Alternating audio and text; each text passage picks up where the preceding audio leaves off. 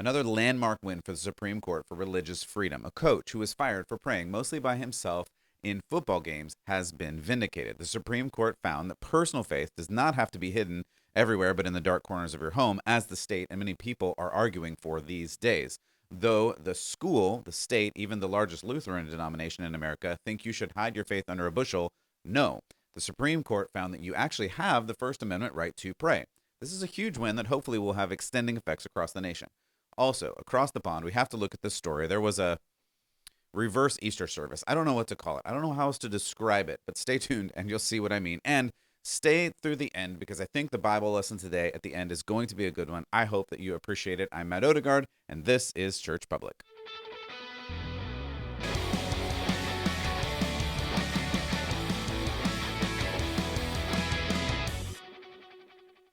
Welcome back to Church Public. I'm your host, Matt Odegaard, and I really appreciate you stopping by today. Your time is valuable to me, and I will try to honor that. I want to help you figure out what it looks like to follow Jesus in and through your whole life. As Jesus said, love God with your heart and soul and mind and strength. That means everything and everywhere you go. And we're going to talk about that today, especially as we get to Bible. So you can skip to the end if you want to, but don't turn it off before the end because I think you're going to appreciate the Bible story. We're going to look at Matthew today. We're going to look at an interaction Jesus has with some people that I think gives us some clarity into what is going on in our crazy culture today. So first, follow Jesus with everything you have and go out into the world and live like Jesus. Be a Christian, not just in your home, not just where you go to church, but everywhere. This is becoming more and more difficult these days, but we want to celebrate this. This happens to be a great day. This is a great couple of weeks with Supreme Court win after win after win, and so we're going to look at another one of those today. If you haven't already, and this is interesting to you, helpful to you, or whatever, please like it. Give me a 5-star review. Share it with somebody. If this is important and you think it helps, send it to somebody, and hopefully they will think so too and won't hate you or hate me. But they might. Who knows? Anyway, I appreciate you stopping by, and we will try to look at the culture, make some sense of it, and view it from a Christian perspective. That's what we're going to do here today. So, first thing we're looking at today is another SCOTUS win. There's a SCOTUS win in religious freedom. Prayer at school. That's specifically what we are looking at. And I did report this before, but it deserves repeating because now it has been solidified through this Supreme Court ruling. I think of it as a win. I think it's a win. Anyway, Supreme Court ruling. So it's great to see the completion of this case and the win for religious liberty. Now, I want to give you some background on this case if you weren't super aware of it because, again, I haven't seen this on a lot of news sites, but it is really important, especially if you pray anywhere or everywhere. As someone in the Bible said, pray without ceasing. I'll let you look up who that was. So, just as background for this case, the coach didn't even want to coach, apparently, according to him, but he made a promise that if he was going to coach, he would dedicate every game to God through prayer. And he did until he was fired for it. And that brings us to this story. So to go back in time to give some quotes from this coach, he said, quote, I had a commitment with God that I would give him thanks after every football game, win or lose. By the way, I love that. The coach, Kennedy, recalled, that is the way I started out. He goes on to say, I had some kids that wanted to join. Right? Some kids on his football team were like, hey, can we join you in praying? And he's like, and this is literally his words. I love this. It's a free country. They can do whatever they want. And that went on fine for 8 years, end quote. So this is really good, right? The coach says, hey, God, I will coach and I will do everything to the best of my ability as for the Lord, right? Jesus again. So you're doing that and he's coaching and he prays. And then these students who are football players are like, hey, we see you praying. Maybe they said, hey, we're Christian too. We don't have that information. That's probably something like what happened. And they're like, hey, can we pray with you? He goes, hey, it's a free country. Pray if you want. I mean, for those of you that are older than 1 minute, know that in this country, we used to say all the time, it's a free country. Do whatever you want. We can't or don't say that anymore because it's obviously not as free and you can't do whatever you want. But this is a great win for religious freedom to say, hey, it is a free country. Do what you want. Pray where you want. Pray how you want. So then this story goes on and takes a tragic turn, of course. He says, quote, someone made a complaint. And unfortunately, that's the world we live in, right? Everybody's making a complaint about everything. I'll continue reading the story. They started an investigation, Kennedy says, and the lawyers got involved from the school district, and they wanted to completely remove all religious aspects from public schools. So they fired me, and I've been fighting since to get back. So this is his statement, and this is really what's going on. And this is what we see over and over and over again. People really want to remove every religious aspect from the public schools. This is just how it is. And in fact, well, I'll talk about this in a moment, but even a really large Lutheran denomination in America said there should be no religion in the public schools.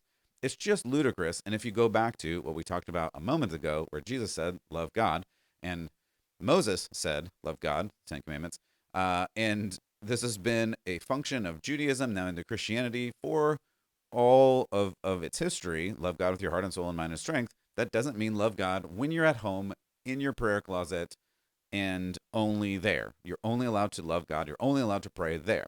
Yes, Jesus said, don't pray like the Pharisees who are out in the open and praying so that everybody sees them. That's a different thing.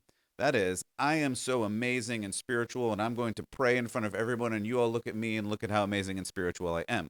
That's a different level of pride, which we've talked about, which is not a virtue. What we're talking about here is, God, I love you. I commit myself to you. I'm going to pray in and through everything I do. This is more in line with Daniel, when they said, hey, Daniel, you cannot pray publicly, or literally we're going to kill you. And he said, but I love God, and I cannot help but pray because I worship God. And this is the way that I worship God. I pray. So he went to his window. It says, as he has always done in Daniel, and he continued to pray. This is what we're talking about. You go and pray because you follow God. Because to follow God, you pray. I mean, this used to be so common sense that no one said, oh, that's weird. Now it is, you are not allowed to pray anywhere in public because that's enforcing your religion upon me. No, it's not. It's me having a relationship with God, and I'm going to pray where I am. That's just how I do it. And as a side note, and this is not the same, but it is similar, I pray before meals. I pray before pretty much every meal. Sure, I miss one here and there because I'm human, and sometimes I just get hungry, as I've mentioned before, sometimes even hangry. But I do pray, and I pray all the time, and I pray out loud. And I've had, and maybe you've experienced this, crazy looks from people looking at me thinking I'm crazy. What is this weirdo doing talking out loud to his sandwich? I've had that look. I've had comments. You may have too. This is not the same, but it's kind of what we're talking about. Are you allowed to pray in public? So that's why I love this story. Kennedy, the coach, goes on to say, I really thought if someone just looked at the facts of the case and the way the Constitution was written, they would have to rule in my favor. He goes on to say, I was optimistic every step of the way, and I was surprised that the lower courts ruled against me, some of them so harshly. I'm not going to get into the nuts and bolts of that, but he went through several rounds of courts, and they all said, no, you are not allowed to pray on the field, period, full stop, end. That's it. You're not allowed. So again, I'm not going to get into that. There's a bunch of articles out there if you want to read more about that. I'm going to move to where we are today. So on Monday morning, the Supreme Court ruled in Kennedy versus Bremerton School District. That's Bremerton, Washington, I believe. Kennedy had his First Amendment rights violated after he was placed on administrative leave, aka fired, by the school district and banned from participating in football games for praying on the field after games in view of students, right? So this was the first school ruling and court ruling that if you're in view of students, if students can see you, you're not allowed to pray, which of course is ridiculous. And thank God, literally, the Supreme Court found the same to be true.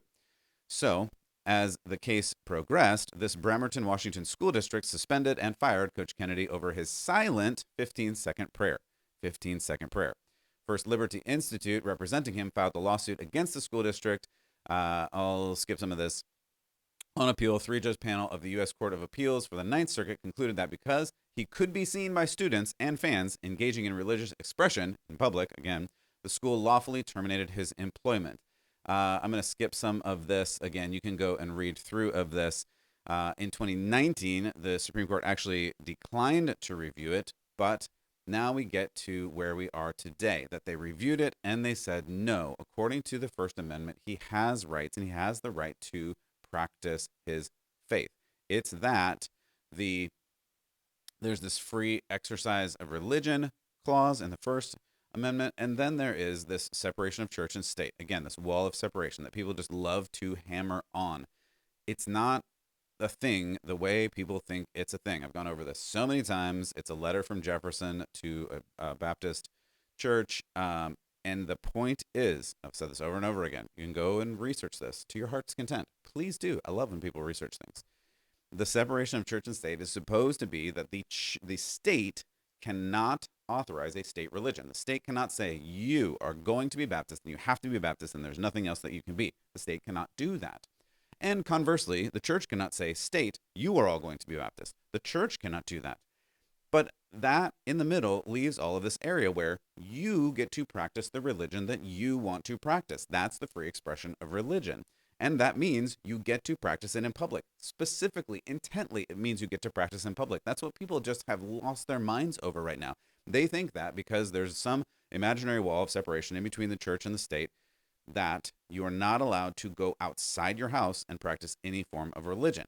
But of course, that's not true. And as we'll note, even in the next story, people are practicing all kinds of crazy religion, and you'll see that, especially with things like the pride flag, which is an expression of religion, period. It just is. I'll show you why in a moment.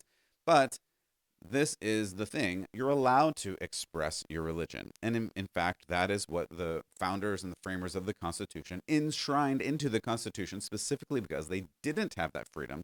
And this is where, if you don't know history, if you don't look at history, if you don't live through history, you don't understand or you forget that the founders specifically enshrined this in the Constitution because in England and Holland and other places across the pond, they were not allowed to express the freedom of their religion. So they said, this is a really important thing. We want to have this, not just for ourselves, but for all.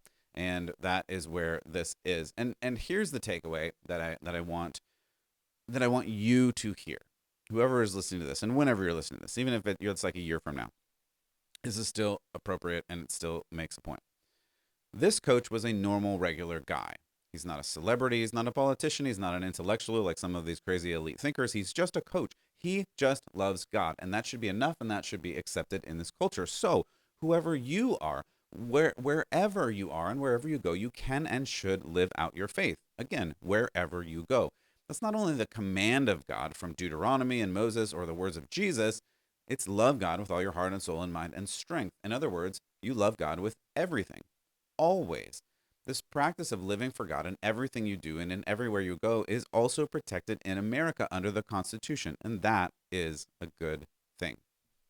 All right, now, as I mentioned, we talked about the pond before, and we're going to talk about the pond again. We're going to cross the pond for a very, very weird and cultural story about a rapper who said and did some very strange religious things. I called this reverse Easter because I don't know what else to call it, but it is very strange. And the reason we have to bring this up, and I'll admit freely, and I apologize to those who do, I don't love rap music. I just don't.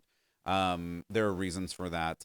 Mostly the kinds of things that I listen to, I like to, and I break this rule myself because sometimes I listen to rock and roll, but I like to be reflective of who God is, and I want to not let my mind and my heart go down paths that are bad for me.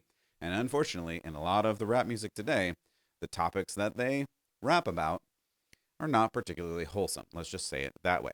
So anyway, the reason we have to talk about this story is that this rapper, Kendrick Lamar, brings up and invokes, I would say, the name of Christ. So the question we have to ask is this Christian? And the tens and tens of thousands of people who were chanting along with him in this and applauding and clapping, which we'll see in a clip in a moment, like, where are they spiritually? And that's the question we have to ask, because a lot of people are following this. And is that something we need to pay attention to? It is something we need to pay attention to because there's a big crowd that's following this. But is it Christian? And I'm just going to give a spoiler alert at the beginning here. No, it's not Christian. But before we get to the concert, we have to literally set the stage. Here's what it looked like outside the festival. Now, this is, I believe, Oxford Street. And this is a weird picture. And I honestly thought it was Photoshopped. And if you are not watching, maybe I'll try to post this on Instagram later if I have a moment, but this is Oxford Street. And earlier, I didn't clip the picture, but earlier there was a picture of this with the Union Jack, right? The British flag flying. And there are, I can't even count how many. I could do some math here, but I'd say at least 50 of the pride flags. But it's not just the pride flag. It is the new and improved intersex flag. And I may even talk about the intersex flag in a moment. But there's probably 50 of them draped across this street, and I don't know, it looks weird to me. I mean, I'm just going to be honest, it looks kind of creepy to me. Again, if you're not watching and you want to watch, you can check out this video at churchpublic.com/podcast. But it's a lot of pride flags happening there. Then you get outside of the, I guess, stadium where this was happening, and you have pride banners. These ones are not the intersex; they're just the progress pride flag. Again, in a moment, I may tell you what all of that means. If you're not familiar with the rainbow flag, that was the pride flag that then got moved to the progress flag, and then the progress flag got elevated to the intersex flag. I'll just flip back to that again if you're watching. And the intersex flag, so the pride flag has the pride, and then the progress flag has the extra lines, kind of in tangential to the rainbow, and then the intersex is the yellow triangle in this picture at the top, or normally if it was horizontal, it would be at the side, and then it has a circle in the middle. That's the intersex symbol. And again, I'll just take a second and explain this to those that haven't followed the pride flag's progress. So there was the pride flag, and that was LG, right? And maybe B.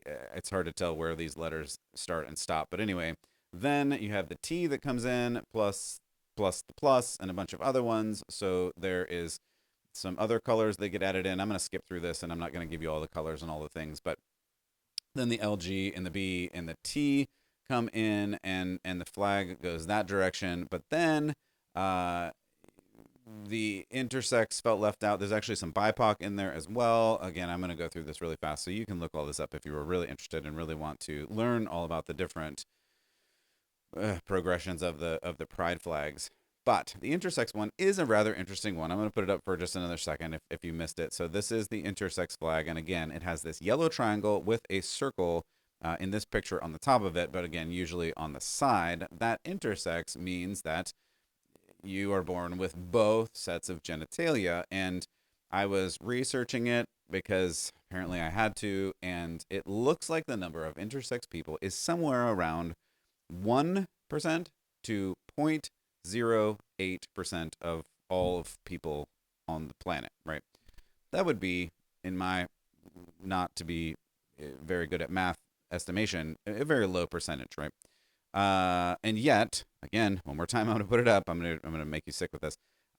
This is like 50 of those flags with the intersex symbol very prominent at the top of these flags. The reason I bring this up and the reason I point this out, it is really important because, as we just talked about in the previous moment, according to the state, you are not allowed to practice Christianity outside of the home, like praying and things like that. This is functioning totally like either a religion or an implantation of the state. The reason I say that is this very same street, Oxford Street, and I should have clipped it. You can go and see it because they do this every year, especially in light of the Queen's, what was it? It wasn't diamond, it was sapphire. Anyway, whatever it was. Her 70th anniversary of being queen, they hung the Union Jack, which is the country's flag. Now in the exact same place, they're hanging the pride flag. What does that equivocate? It means that the state is saying this movement, the pride movement, is equal to the country of the UK, of Britain. That is literally what they're saying by this symbol. The symbol is, I'm going to hang my country's flag here. The next week, I'm going to hang the pride flag here. That's saying this pride movement is equal to this country. I mean, you can argue that, but I don't see how you can take that in another way. The reason that's important is we're saying we're elevating this movement to the level of a state. Here it comes, religion, which we were just told in the separation of church and state, you're not allowed to do. But of course they do. And then we get to, I don't know what to say, reverse Easter. So here is reverse Easter. You have Kendrick Lamar, the rapper, singing and chanting. I'm going to play this for you in a second because you have to hear it. You have to experience it. He's saying, Godspeed for women's rights. They judge you like they judged Christ. Godspeed for women's rights. They judge you like they judged Christ. So he's equating the fact that women should have the right to kill their baby with Jesus' crucifixion, I guess. Let's just listen. Here, just listen to this. And I'm going to go ahead and cut it there. But here is, again, if you're not watching, this is Kendrick Lamar wearing the crown, the diamond encrusted crown of thorns. I read somewhere, I think it was something like 8,000 diamonds. I don't know. Anyway, diamond crown of thorns. And then this is a picture right after that where the diamond crown of thorns is then bleeding all over his white shirt because they judge you like they judge Christ. Why are we talking about this? Why do we have to talk about this? We have to talk about this because this is expression of religion, and that's what we're talking about today. We're talking about expression of religion. Do you have the right to express your religion and pray? I would say yes, you do. And even this, you have the right to do this. The question then becomes, if you're invoking the name of Christ, is this Christian? So you have the right to do whatever you want, and you have the right to make up whatever religion you want. You do.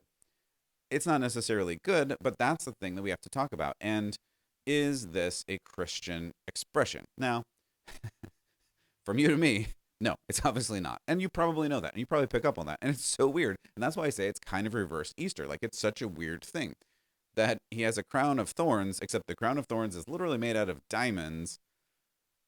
Someone in the Bible was accused of being a bright and shiny demon. I'm not making any comparisons. Anyway, so it's a bright and shiny diamond crown of thorns. And then he's saying the ability to kill as many babies as you want is equal to the persecution that Christ received, which of course is a kind of crazy claim, but that's the claim that's being made here. And the reason I want to point this out, I don't know where anyone was in this crowd. I have no idea. And it was in UK, and so who knows what was happening there. I did see pictures of celebrities there, and I don't care.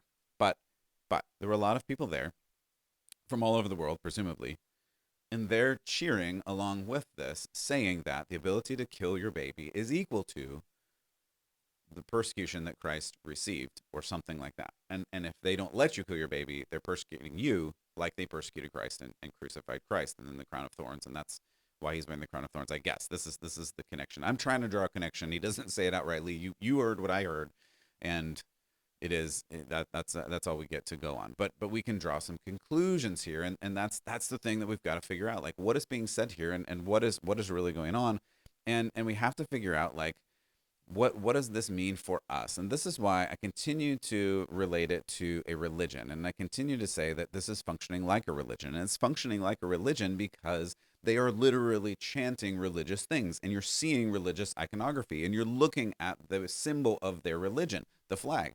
These are important things to note, that it is functioning like a religion, and they are making it into a religion. So you have to think of it in terms of religion, which actually helps us make sense of some things. Why are we seeing protests and screaming people all over the country? It's because we cannot have conversations. I watched a clip the other day where a guy who was very calm went to people and was asking them very calm questions, and the guy put a whistle in his mouth and was just answering with whistles. And it was actually really funny if it wasn't so sad. And the reason it's so sad is you cannot have a conversation. The conversation is, how do you feel about this movement? Whistle. Can you give me some implication? Like, can you explain your position? Whistle. There's no answer, because there is no answer, and it's emotional, and it's visceral, and it's this religion. The religion plays out, and that's what we're seeing. That's why I told you the verse yesterday was the verse about how when you follow after goodness, it's good, and when you follow after darkness, the darkness can't handle it. That's what we are seeing. The darkness is just freaking out because it can't handle being shown the light. The darkness cannot stand in the light, and we're seeing that happen in real time. It's just kind of crazy. I can't even show you. I just to see the context of what was happening, I looked into some of the other artists and some of the other things that were happening at this festival, and I cannot play for you basically any of it because it was all too gross to show. And I mean that in every sense of the word. So this is the culture that we're in, and we have to understand the culture that we're in. And so to finally, like, bring this in as we look into Bible, because we need to look into Bible. Actually, what I wanted to do right before we get to Bible is I was reading a review, and there was a review by a person named Emma in the news establishment vulture.com. But this is an important quote, and I don't know this person. I don't know what else she has written, and it doesn't matter. But they attended the whole festival and wrote a blog about all the festival things and got to this point. And here is the comment of this point, and this is what I think is an important point to bring home. This reviewer said, quote, "I feel like a part of the crowd. I feel a part of the religion of Kendrick. I feel a part of the cult of Glastonbury," end quote. I didn't make that up. That's actually the quote, and that totally drives home my point. I wasn't even searching for this. I was just trying to find information about what happened at this event, and this is what a person said. Granted, it's just one person, but I think this is indicative of what was going on there, and I think this is indicative of our culture at large. It is a crowd, it is a religion, and it is a cult, and it operates that way. And when you challenge any point of that, what you get is wailing and gnashing of teeth, because that's all that they have, and that's what comes out, and we see that. So what I want to get for you is, as we close out here, is this story of Jesus, and I'm going to give you the story of Jesus with Pilate. And I know I bring this story up a lot, but I'm going to come to the end of this because this part is the part about the crowd. And I'm reading out of Matthew 27, starting around 11. I'm not going to read the whole passage for you. You should go read it. It's a great story because it reminds us of who Jesus is and who we are. And what I want to focus in on here is the crowd. I want you to feel the crowd, and that's why I let the crowd play on that clip for so long, because I want you to understand the crowd, and I want you to understand your place in the crowd and that you are in the crowd. You are in the crowd. I am in the crowd. In this story, we're in the crowd. In the culture, we're in the crowd. And then we get to a choice. Just as this crowd got to a choice with Jesus, we have a choice today. And I want to get to that. So if you don't know this story, Jesus is brought before the governor, the ruler in Rome, because there was a ruler in Israel that was under the rule of Rome, and then there was the ruler in Rome, and that ruler is Pilate. And Pilate says, basically, I don't want to deal with this, so he gives it back to the people. And he says to the crowd, what should we do? And so Pilate, sitting on the judge's seat, this is verse 19, his wife says, don't have anything to do with this innocent man. I've suffered a great deal in a dream because of him, which is a very interesting statement. I'm just going to gloss through it right now, but you should go and read it. But the chief priests and elders persuaded the crowd to ask for Barabbas and to have Jesus executed to you. Now, Barabbas was a murderer and a very terrible person. So the choice that Pilate gives these people is the crowd. He gives the crowd the choice. Do you want this literal murderer, who everybody knows is a murderer and will go out and murder more people? Or do you want Jesus, whom everybody says is innocent, but you just don't really like? Pilate, I really think he believed the crowd would be reasonable, and the crowd would say, well, obviously we don't want a crazy murderer running around. Give us this Jesus, even though he's a pain in the neck, like he's not going to go around killing a bunch of people.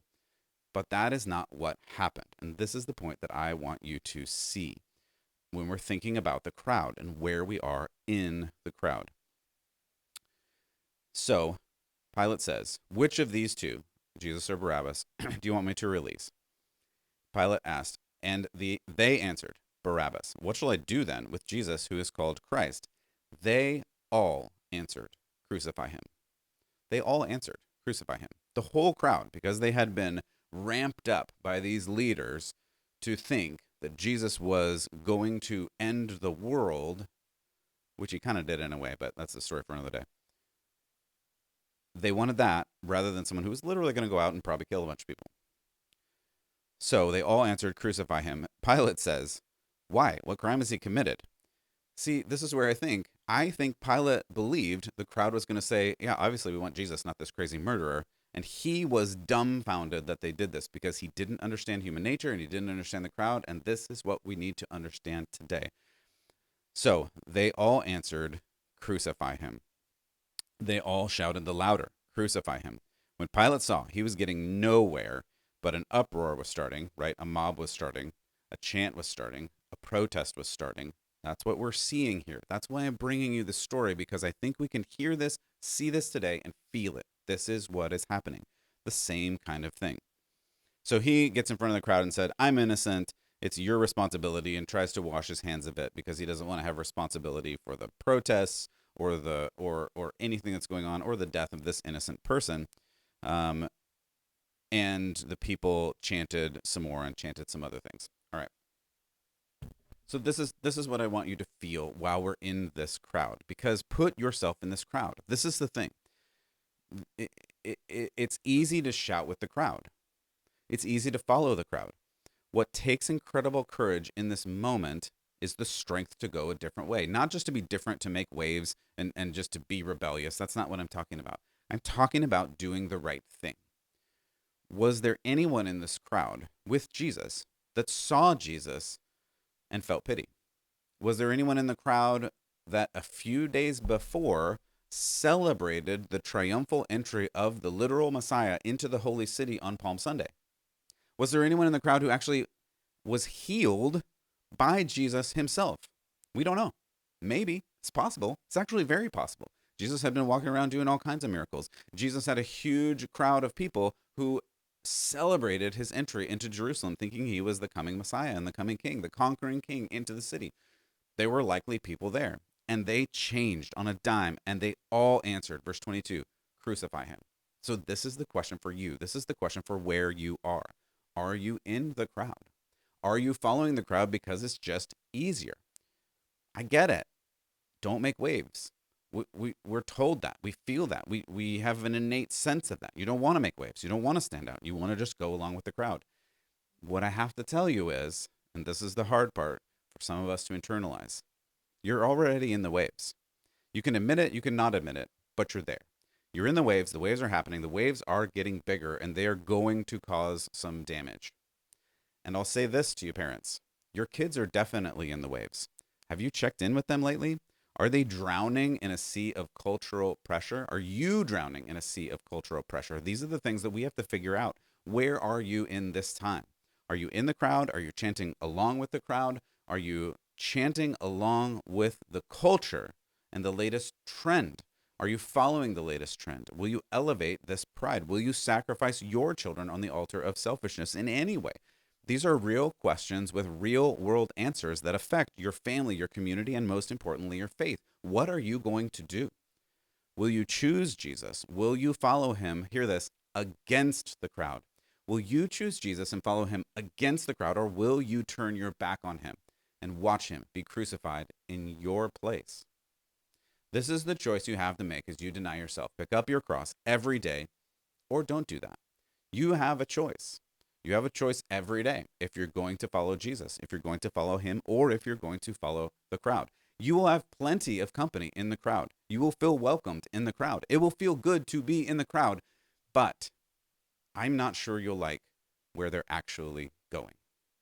For Church Public, I'm Matt Odegaard, and please keep the faith.